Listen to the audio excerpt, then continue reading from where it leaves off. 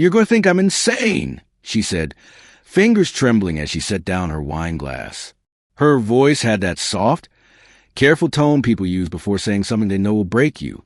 I looked across the candlelit table at the woman I was supposed to marry in 6 months, my fiancée Lila, and forced a smile. Try me. We'd been together for 3 years. We'd fought, laughed, traveled, built a life together. I thought I knew every version of her, until that night. Lila's eyes darted toward her phone again. She'd been doing that all week, sneaking glances when she thought I wasn't watching. I'd brushed it off as work stress. Now I wasn't so sure. It's about Ryan, she whispered. The name hit like a punch to the chest. Her ex, the guy who'd cheated on her, manipulated her, broke her into pieces I helped glue back together. What about him? I asked slowly. She inhaled, shaky. He reached out last week. We've been talking. The world seemed to tilt a little. I tried to stay calm, to listen, just catching up. She added quickly, seeing my face. It wasn't supposed to be anything, but it brought back feelings, unresolved things. Unresolved. I repeated, the word tasting like poison. She nodded, eyes glistening. I realized I never got proper closure with him. It ended so abruptly. I never got to process everything. And what exactly does closure mean to you? I asked. She hesitated. That silence, the kind that hums right before your life collapses, filled the room. I think I need to see him one more time, to talk, to spend a little time together, to close that chapter properly. My heart stopped. Spend time? I said, what does that mean? She swallowed hard. One night, just one night, to know for sure that you're the one I choose. I blinked, trying to process what she just said. You're asking permission to sleep with your ex? It's not like that, she said quickly. It's not about sex. It's about emotional closure. The physical part is part of that process. I stare at her, the woman wearing my ring, planning a wedding with me, and realized she was dead serious. 3 years of love, of trust, of planning a future, and she was asking to cheat on me. Politely. Lila, I said finally, voice calm even as my stomach twisted. You know what? Take all the closure you need. Her eyes widened. Really? You understand? Absolutely, I said. Go right ahead.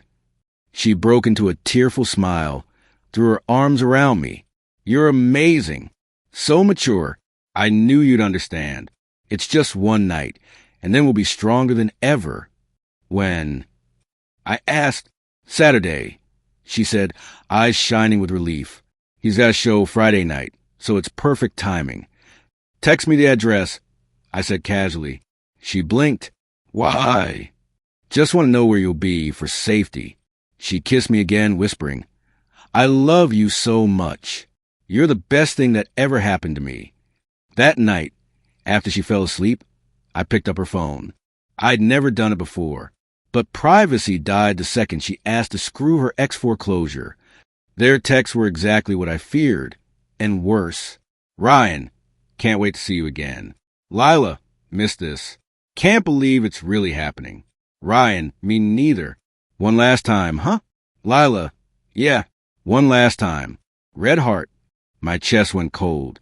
I took a deep breath and did something I knew would blow everything up. But I didn't care anymore. I called her dad. Richard Turner, 58, ex-Marine, construction company owner, proud father, and the kind of man who still calls people son. He loved me like family. He answered on the third ring. Ethan, everything okay, son? Hey, Richard. Sorry it's late, I said, trying to sound casual. Quick question. Did Lila mention helping her friend move on Saturday? No, he said slowly. She told her mother she was going on a spa weekend with her girlfriends. Must have been a mix-up, I said. There was a long pause. Ethan, what's going on?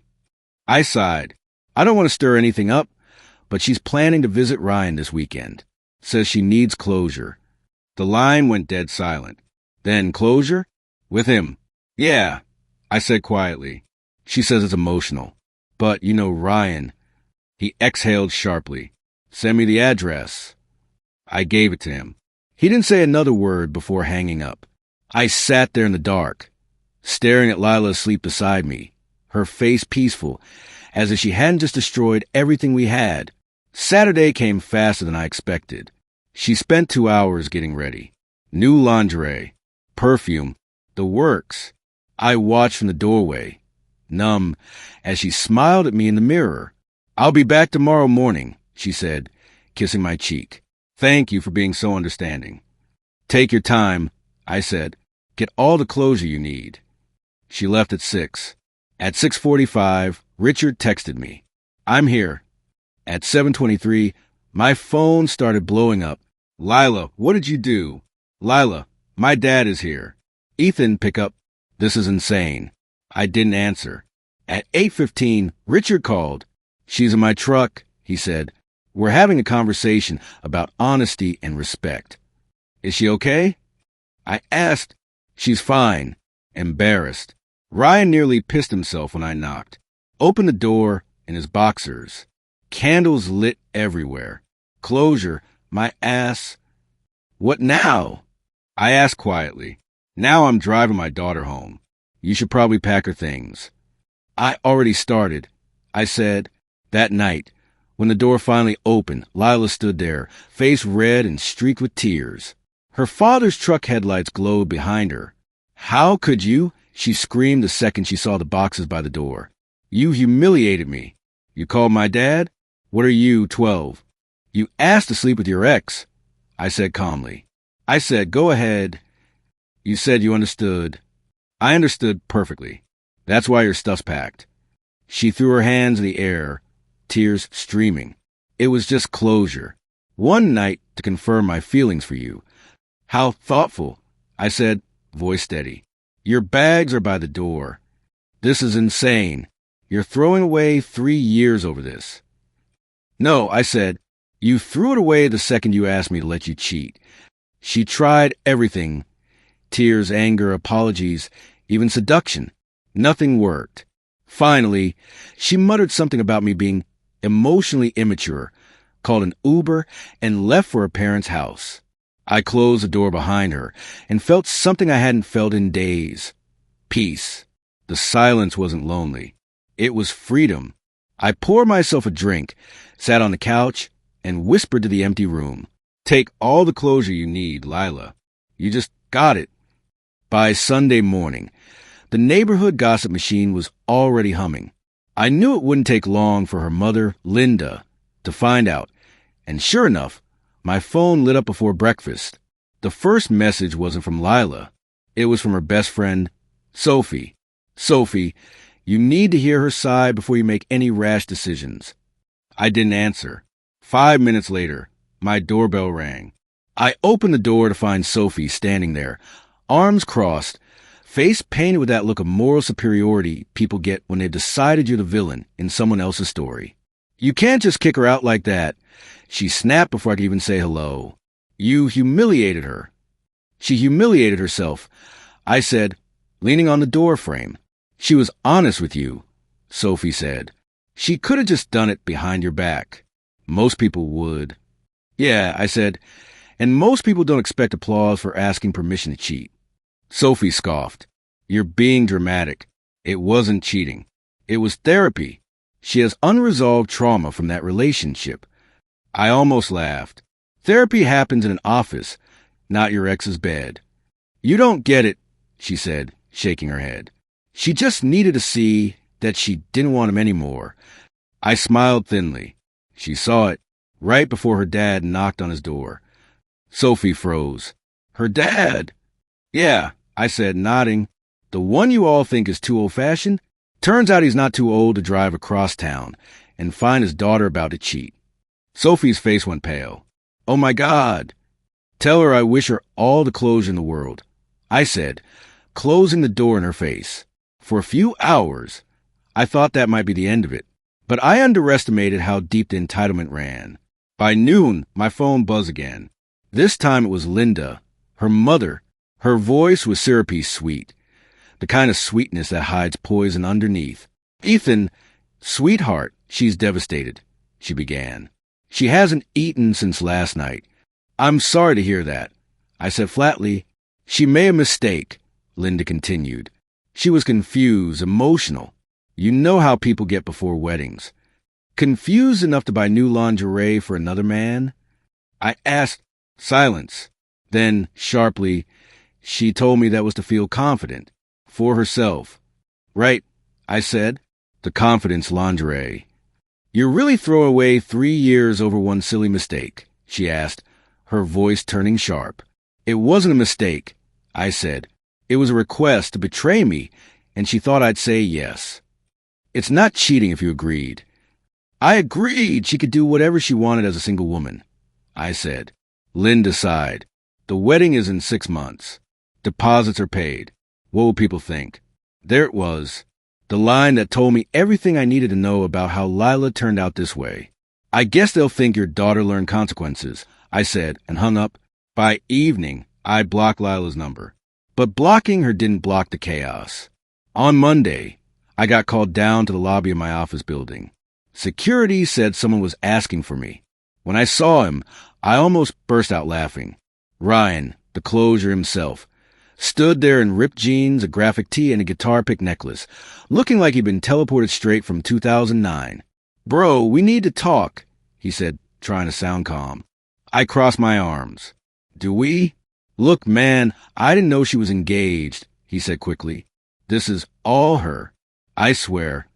You didn't know? I said. She was wearing a ring. Pretty hard to miss. She told me you guys were having problems, he said, voice rising. That you were controlling. Yeah, I said. So controlling, I let her do whatever she wanted, including calling her dad when she tried to cheat. Ryan blinked. You called her dad? That's psycho behavior, man. And lighting candles for another man's fiancée? I shot back. That's homewrecker behavior. He frowned. She said you were cool with it. I said, still am. What? She's all yours, I said, smiling. His mouth dropped open. Wait, no, I'm not looking for anything serious. It was just one night, for old time's sake. Congratulations, I interrupted. You just got blocked by consequences.